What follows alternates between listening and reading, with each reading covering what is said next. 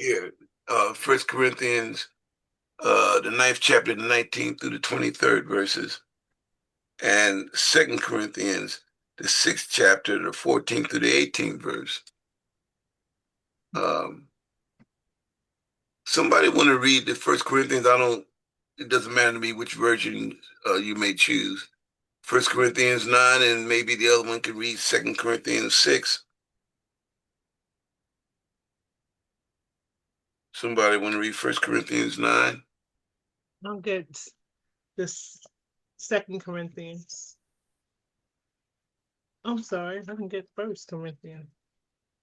You want me to do the first, K? Yeah. All right, 19. For though I be free from all men, yet have I made myself servant unto all, that I might gain the more. And unto the Jews I became a Jew, as a Jew, that I might gain the Jews. To them that are under the law, as under the law, that I might gain them that are under the law. To them that are without law, being not without law to God, but under the law to Christ, that I might gain them that are without law. To the weak became I as weak, that I might gain the weak. I am made all things to all men, that I might by all means save some. And this I do for the gospel's sake, that I might be partaker thereof with you. Okay. It goes on? No, that's fine. That's fine. Yeah.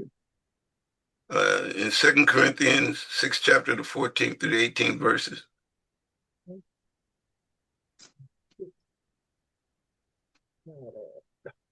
Okay, this is talking about being not equally not yoked with unbelievers. Area. Do not be yoked. No, I want you to read it. Read it. I'm reading it. This is the 14th verse in the NIV study Bible. Do not be yoked together with unbelievers. For what do righteousness and wickedness have in common? Or what fellowship can light have with darkness? What harmony is there between Christ and Belial?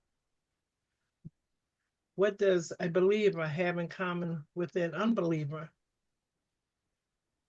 What agreement is there between the temple of God and idols? For we are the temple of the living God, and God has said, I will live with them and walk among them, and I will be their God, and they will be my people. 2 Corinthians 6:14 through the 18th verse. I'm sorry, got one more verse. I'm sorry. You have two more verses. 4 verses. Okay, sorry. 17. Therefore come out from them and be separate, says the Lord. Touch no unclean thing, and I will receive you. I will be a father to you, and you will be my sons and daughters, says the Lord Almighty. Okay. Sorry.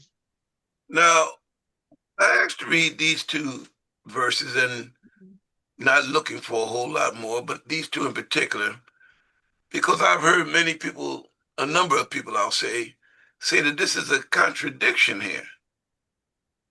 It's a contradiction. They feel as though the Lord is saying for them to do two different things. Mm-hmm. What do y'all think?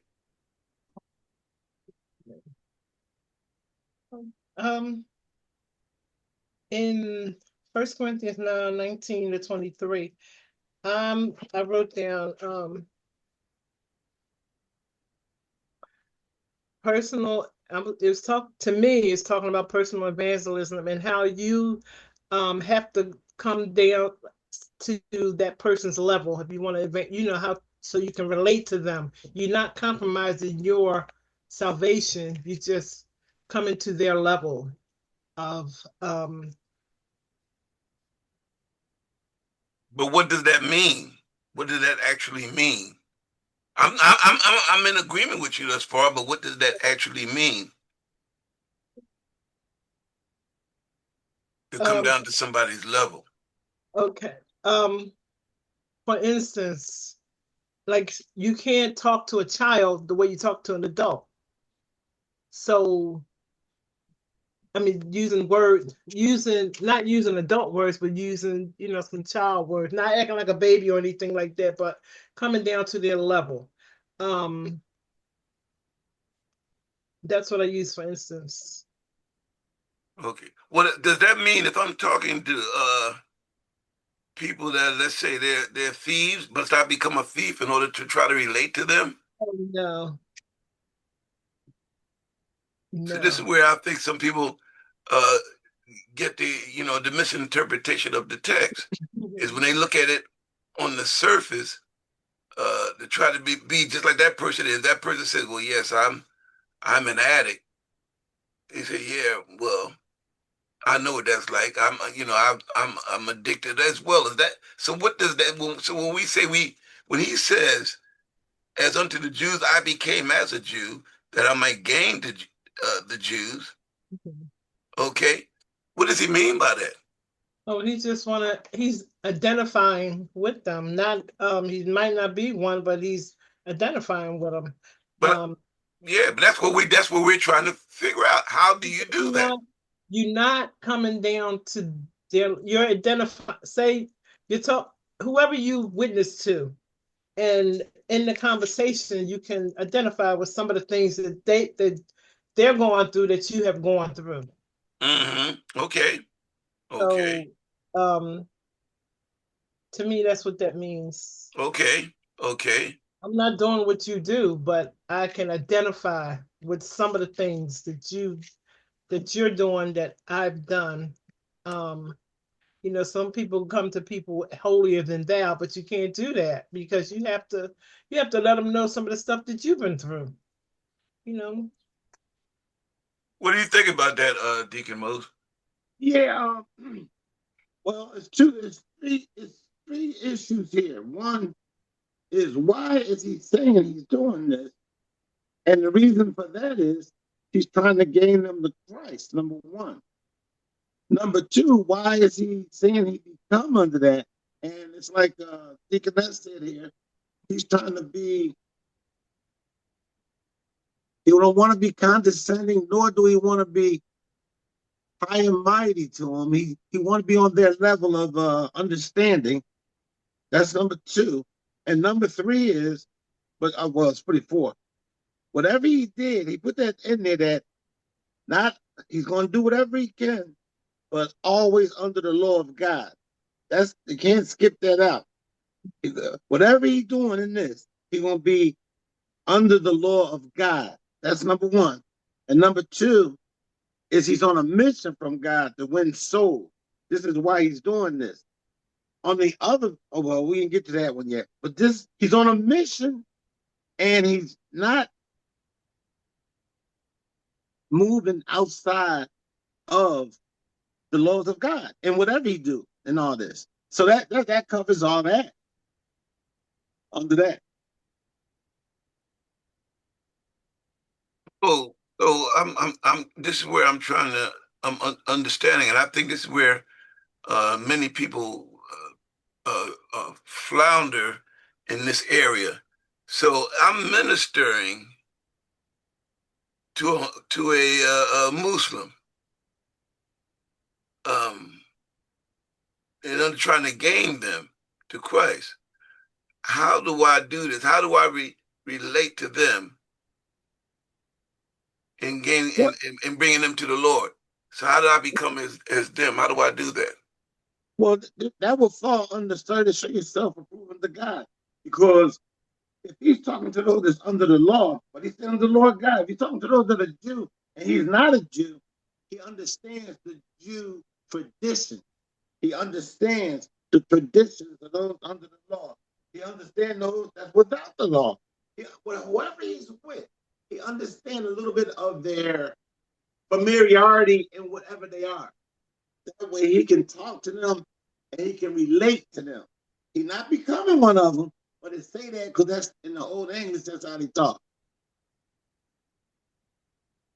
Well, he said, though I be free from all men, yet have I made myself servant unto all, that I might gain. the more. So he's willing to become a servant to them. Now, this is very powerful. See, I don't But know. that's what Christ said. That's what Christ said. Christ said you gotta become a servant. You gotta humble yourself, become a servant. Yeah, Yes. well, we got that, but the key thing is, see, it sounds good, but how do we actually practice this? This is what we're getting to. See, it's one thing to say it, one thing to even hear it, but how do you practice it? That's the Through key. different ministries. And that's the answer. Through different ministries. Well, that's And what that's we're trying. Well, that's what we're trying to say now. Well, we're looking for how do you do it? We're looking for examples of these different ministries. well, his ministry here is he's talking to all different rationales. He's talking to different people of different race. He's talking to different people of the law. He's talking to different people who are from different ranges in life. And that's good. We're supposed to be able to do that. But everybody is not apt to do that because everybody don't have that technique, gift, talent, however you want to put it. Only those that are firm in what they believe, firm in what they know, and they do anything like this without stumbling over their own feet. So That's where the is yeah. Now, now, now, Mose, your sound is going in and out. I don't know if it's because where you're sitting or what. You're going well, loud to yeah. In and out. how it sound now. Now it sounds pretty strong. Oh, I might have had it covered up over the trash can. That's why. Yeah. Now it sounds pretty strong. Okay. Yeah. So now, for example, okay, if I'm talking to a Jew, I just use what the word has here. I'm talking to a Jew, okay, and I'm saying, okay, I'm going to become as like a Jew. That doesn't mean that I'm not going to go around wearing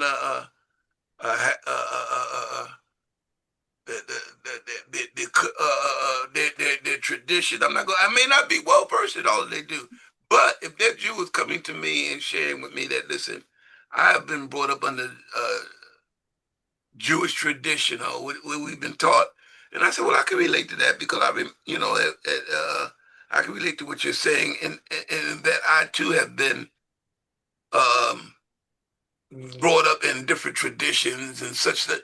See, this is what I'm saying. Even though this is where we relate. Somebody may say to you, "Yes, David, I'm a drug addict." No, I have not been a drug addict, but I have my own addiction, and I can relate to you because I have whatever it is I'm addicted to. I don't care if it's addicted to basketball, addicted to sugar, or whatever it is. But I know what it means to be addicted. It doesn't always see we addiction does not always have to be drugs, alcohol, sex, some of the obvious things. It could be many different things. The key thing is anything that has me doing what I don't normally want to do, or even have me doing something when I really rather do something else, that's an addiction. If I don't Well, have control over it, wait a minute, if I don't have and control there you go. over You it, just answered it. You just okay. answered it. If I don't have control over it and it seems to have Right. more control over me, it's an There you addiction. go. It's an There you go. addiction. But now Yeah. we need to also ask ourselves, and there are thin lines between addictions and habits. Some people use them interchangeably. I'm not going to argue that, depending on what you're talking about. They can be used interchangeably. Okay? So, in that regard, when you tell me you don't know what it's like to be a drug addict, no, I don't. But I do know what it's like to be an addict. And I can relate to them. So now we have something we can talk about. Well, you don't know what it's like to be when your family is brought up and you're trained in all these different traditions and all these different rituals. Yes, I do know. I said, no, not in your traditions and in your rituals, but I know what it's like to be brought up in certain ways in home. Now I can relate to you in that fashion. And this is what the word is telling us that we can become. When he says become all things to all men, no, I'm not going to become a fornicator because you are, but I can relate in this fashion, and you go ahead on. You know, your relation may not be that you've actually committed the act, but it might be that you've been so strongly tempted to do so, and it's caused you to do different things, whatever it is. And this is what This is what Paul is teaching us here. Not to be so heavenly minded that we become no earthly good. As I think maybe Karen mentioned, we become so holier than thou that you cannot reach the common man. I've been there. And some of us may say, I'm still there. I'm still fighting addictions. Or I'm still fighting this. Yes, I'm saved. There's no question about it. I know I'm saved. And I may not be practicing all these different things, but that doesn't mean I'm not tempted to do so. I've been there, and I don't intend to go back. And the Lord gives me what I need to keep me from going back. But that doesn't mean I'm still not battling it. Now, you know, and Paul is teaching us these different things. So when I hear people say, well, it seems like it's a contradiction because he's telling us we may become all things to all men, but yet at the same token, he tells us not to, you know, to be not unequally yoked together with unbelievers. And then he tells us to come out from among them. Is there a contradiction there? No, because again, like I said, Paul was on a mission in this phrase here. He's on a mission. On the other one, see, what people don't understand, this is God's mission for Paul in this phrase. In the other phrase is God's mission for all people. It's a whole different ball game. It's his mission for all people because everybody is not at the faith capacity of Paul. Everybody is not at that level of capacity, no. But that rule in that second phrase is for all of God's people. So you can have your guidelines from God, knowing your parameters, because some people don't know their parameters. A strong man know his weakness and his strength. That's what makes you strong, a man or woman. You know your weakness and you know your strength. Same with any good leader. You're going to know what your strength is and your weakness. Otherwise, you can't lead. Because you lead all weak, you ain't got no strength. You lead all strong, okay, you can conquer a lot. In whatever case it is.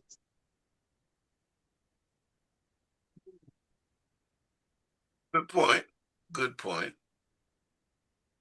Also, don't you think we need to make it clear that, of course, when he tells us in 1 Corinthians, it's part of the ministry that he's performing.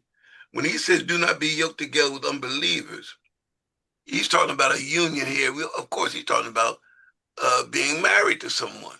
Mhm. It's a difference. It's a difference. Well, And that, we agree with that, Pastor. you know, you're saying it because you understand it, but you got to understand everybody don't understand where he's coming from. I've heard this taken so many times out of context that it's not funny. Because you find yourself being a servant to those of different cultures. I'll use that word for lack of better. Yeah. You find yourself, that doesn't mean you're yoked to them. No, not at all. Yes, but do you realize there are many people who do not understand that? This is what I'm trying to get you to see here. There are many, that's why they say there's a contradiction here, because they don't understand that. Yeah, go ahead. Well, you gotta explain. A lot of times we use a whole big 5 and 6 and 7 sentences to explain something that can be explained in 1 or 2 words. And this phrase here in 1 Corinthians, this is Paul's mission from God. Plain and simple. Mission from God. 3 words. And the second phrase, that's God's parameters for all people. That's it. That's it. It ain't no big, long, drawn out. Nothing. That's it. Yeah, oh yeah, no, it's no question about that.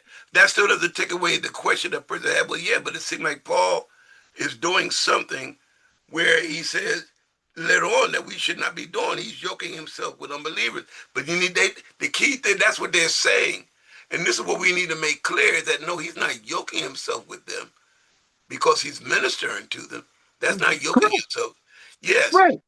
Yeah, well, this is part of the thing that we as God's people and those who have gotten a little bit, I'll use the word mature in certain areas of the word, need to understand that there's some people who do not understand that. And this is where the teaching comes in. He told us to go out and teach all nations, not just tell them, teach them. They need to understand. That's the Great Commission. Go out and teach all nations. You can't teach what you don't know. And there are many who don't know, and they have to be taught. We've seen a good example with that Ethiopian eunuch. He's going all the way, traveling all the way to go and worship, reading the Bible, what he has, yet he did not understand it. But that did not keep him from trying to read and trying to understand. He said right off, I don't understand it. Okay, so then the Lord sent him somebody to open up his understanding. We don't know when we find ourselves in front of someone ministering, if we are being Philip to them. We don't know that. We don't know. The Lord, but we do know that the Lord has commanded every believer to go out and teach all nations. And that the method that we all use to do that are diverse. We've talked about that in the past. They're diverse. And here, Paul has given us another extended example of that. How he's found himself. Yeah, I'll talk to the Jews. I'll talk to those who are under the law. I'll talk to those who are not under the law. I'll talk to everybody. He's showing us that I'll speak to all of them. Why? For the express purpose. Okay? For the gospel's sake. Okay, that he might lead all them to the Lord. When he says that he might save some, we know full well he doesn't mean that literally. He can't save anybody, but that the word can draw them to the Lord. Mm-hmm. That is the whole purpose. That is his purpose of doing this. I'll do that. Yes, and the Lord showed us an example. What? You going to go eat with them? With those publicans? You going to go eat with them? Yes. I'm not just going to sit there and shoot the breeze with them. I got ministry to perform to these people. The Lord is showing us I'm not just going there to sit there and eat with them, just to be shooting the breeze with them. I'm going, no, I got a word for them. There's a word that I got something to do. And this is what I believe many of us miss part of that. The Lord not tells us to go out and hang out with them so they can say, oh, yeah, well, he's not embarrassed. No, I'm not going there to hang out with you. I got a word for you. I'm not just coming here to hang out with y'all just to be doing it. I got a word. Paul didn't go there to hang out with them just to be hanging out. He has a word for them. Mm-hmm. And this is what I believe many of us believers need to understand. No, I'm not going there just to hang out with you. I got something to tell you. Mm-hmm. Now, if I am in there and I'm done telling you what I need to tell you, then I'm gone. I'm not just sit there with wine, women, and songs, so to speak. No, I'm not just, I know I got something to tell you. And that's what I'm going to do. And this is what Paul is saying to us. Okay? And he gave us so many different examples here. Those that are weak, I became as weak. Mm-hmm. All these he was showing us. Even though we know full well, there's nothing weak about Paul. Nothing weak about him. But this is what he needed to do to reach those who were there. If people are poor and in the gutter, that's where I need to go at to talk to you, then that's where I'll go. I'll sit there in the gutter. Well, you sitting there in the gutter with me, you got on a $400 suit. That's all right. Okay. It can get clean.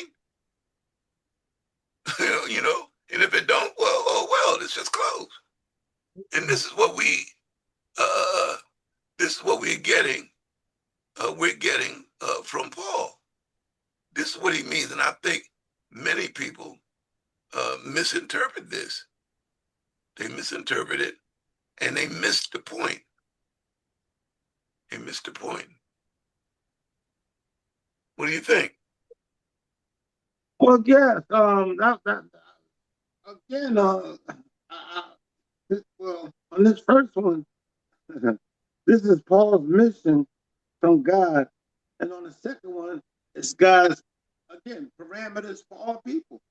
A lot of people don't know, like you say, they don't understand some of the Bible teachings, and that's good because the Bible say get wisdom get knowledge, but with all you're getting, get understanding. So that which we do understand, share with others. A lot of people, especially when they're in different positions in the church, they don't break down the meanings of stuff. You ain't got to go Hebrew and Greek, but at least express the meaning of the verses you're reading. They don't do that for the simple fact that, and this is an error in a lot of modern day churches, for the simple fact that they don't want nobody to know more than them. And that's a reality in a lot of churches. You don't want people to learn more than you, but then they might take your spot. And that's the reality.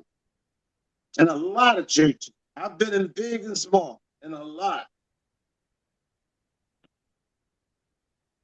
Okay.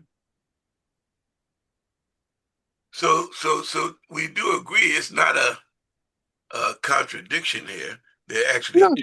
Yeah, okay. All right. I'm in agreement with that. But we can see where some people may Oh, yeah, actually yeah, yeah. Yes, misinterpret this. yes, yes. And that never takes away what we have been commissioned and commanded to do, to go out and teach all nations. You know, Well, Pastor, I don't think any of us here, especially if we talk about the Bible with somebody and they say, "Can you explain it?" They're not going to explain it. well, there are See, many of us that explain, but how many times have you had somebody explain something to you and you've been more confused you'd have been better off not hearing them almost because they're not explaining it properly. Remember the word said that we might rightly divide the word of truth. Rightly divide. There are many people out here that will explain the word, but doesn't mean they're doing it. They're doing it rightly. yeah, we run into a lot of people that don't do it rightly, mainly because they're novices. And since you're a novice, you haven't done the right studying, not theological school, seminary school, anything like that, but the right studying with this Bible, with the Bible dictionary, with the concordance, whatever that is, basic. And I share that with everybody I've talked in any class I've had. I share those three things with them. When you're doing your Bible study, look at a concordance. I'm giving classes on reading the concordance. And that's a Bible dictionary. A lot of people say, Webster dictionary, say, how are you going to mix man word with God word? That don't even make no sense from the gate. That's how I roll. If you want to be in God's word, stay in God's word. Don't mix Webster with God. That's man. No, no, no, no, no. I'm not with that. No, no. Because that right there, you contradicting everything else you're teaching. Webster say this. Well, what does the Bible dictionary say? Because it's coming from a Hebrew, Greek, Chaldean, Aramaic, Latin point of view. And that's both Old and New Testaments. Okay. Okay. Well, there's many different things we can use, to help us expound on the word. And I'm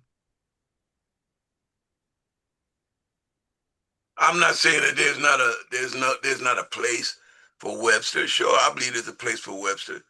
If you're trying, it depends how extensive, and what it is you're looking up. I mean, I don't have to have a Bible dictionary to explain to me what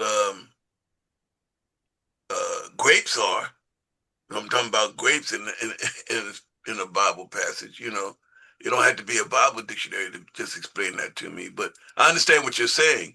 You know, um, to get a good understanding of a lot of what is being said scripturally, we need to we should lean more to a scriptural reference, and I don't have any problem with that.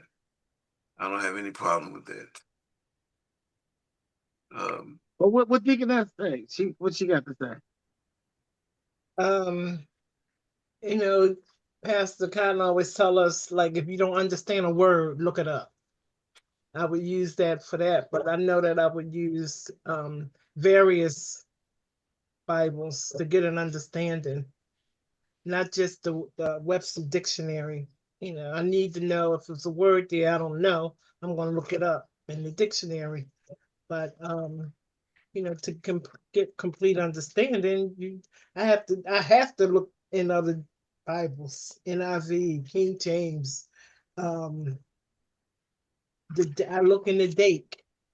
I look in them all to get some wisdom and understanding. I wish you would ask some of your girls, ask your girl, Pastor Cooper, what I tell them in Sunday school when they had me teaching Sunday school. I say to them, I said, see this? This is the lazy Bible. I call it the fake Bible, really. That's what I call it. It's the word of God, yeah, but it's the lazy fake Bible. Why do I say that? Because when you get the real Bible and you look through the pages, it helps you in more ways than one. It helps you learn the books of the Bible. It helps you learn the order of the books of the Bible. I told them all that several times. Whenever I'm up there for the Sunday school teaching for the month, and they were like, "Dang, Deacon Mose, you really hard." I said, "You can't play with this. This is life and death. We all gonna die or either be raptured. One of the two. Going to happen. You either gonna die or be raptured. One of the two. Well, if you lose the words of Christ, it's sleep because everybody be asleep. And that's another thing I want to bring up about Lazarus. I heard on the thing. I'll tell that later. All right. Thank you. Ask the pastor. Yeah.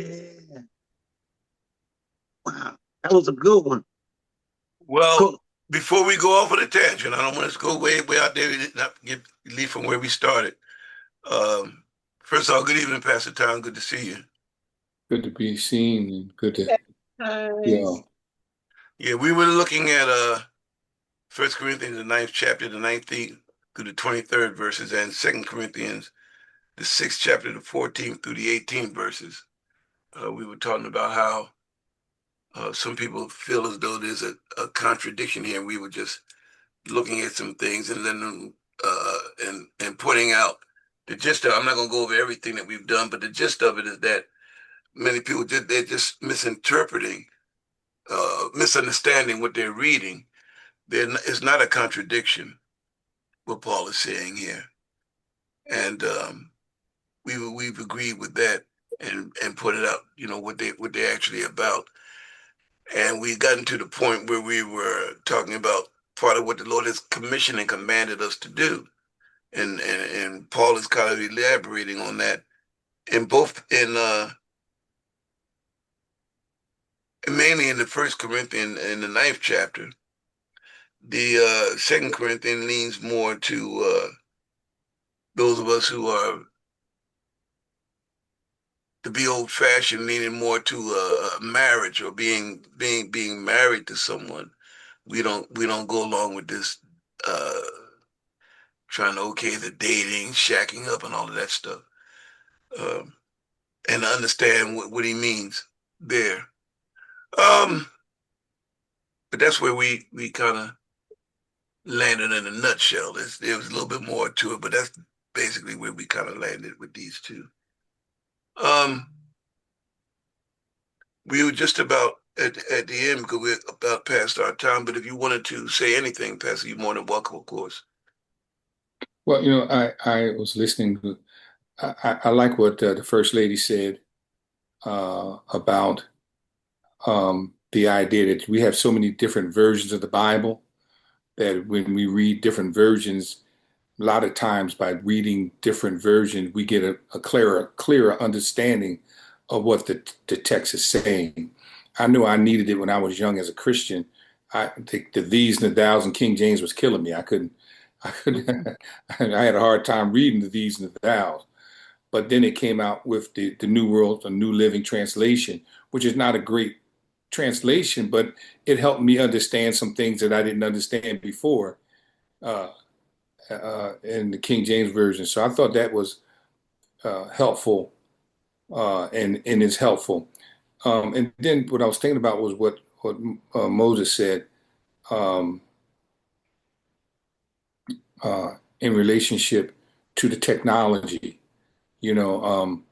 God has blessed us in the age we're living in, the information age, that you can call AI and call on different tools, electronic tools that can offer us insight. And I think that's the age we're living in is fantastic. Before people would listen to a sermon, and they listen, but nowadays, especially with the young people, you say something out of your mouth, they write on it with AI to see if what you're saying has any validity or accuracy. And so it makes us have to dig a little deeper than probably what we've had to dig before, because people are not just taking your word for it. They're going to research it. They're going to look it up and let artificial intelligence give them some options or what might be popular views. And so I think we're living in a great age, and yet as popular as the Bible is, it's the best-selling book in the world, but most Yep. people don't read it. So, so, Yeah. so all the stuff we're talking about, for many people, you're talking about rightly dividing the word of truth. It was like tonight we talked about Luke 11:2, about when they asked him to teach disciples to Jesus, teach us how to pray. And he said, the next verse said, and when you pray. And when you pray, because he knew that people ain't gonna pray, but there's an expectation. So a lot of times, what happens, we're saying things, but they're not necessarily connecting because people are not praying, people are not reading the word of God. And I'm not just talking about people; I'm talking about church leaders as well. Mercy. Mercy. Yeah. Oh, I got. You know why I wanted to get on here? I wanted to make sure y'all got back from heaven. So I said I need to log on. I hadn't heard from him. I said he might have went on in. I don't know. No, Mercy. I did plan on. I'm sorry, but I did plan on calling you today anyway. But when I thought about it, I said, "Oh no, he's getting ready for Bible study. I'll call you later." But no, I haven't been done much since we've been home. Not that I didn't want to, but I just felt moved not to do too much. Couple of doctor appointments, but that's about it. Ain't it nice, Moses, that we know people that can go on vacations? Oh man, I thank God every day, man. I thank him. I thank him, man. I We thank take, we talk. I offered to carry his bags, and to wheel him in a wheelchair. He said he got a messed up leg or Don't listen something. to that. Don't listen to them because he's the vacation.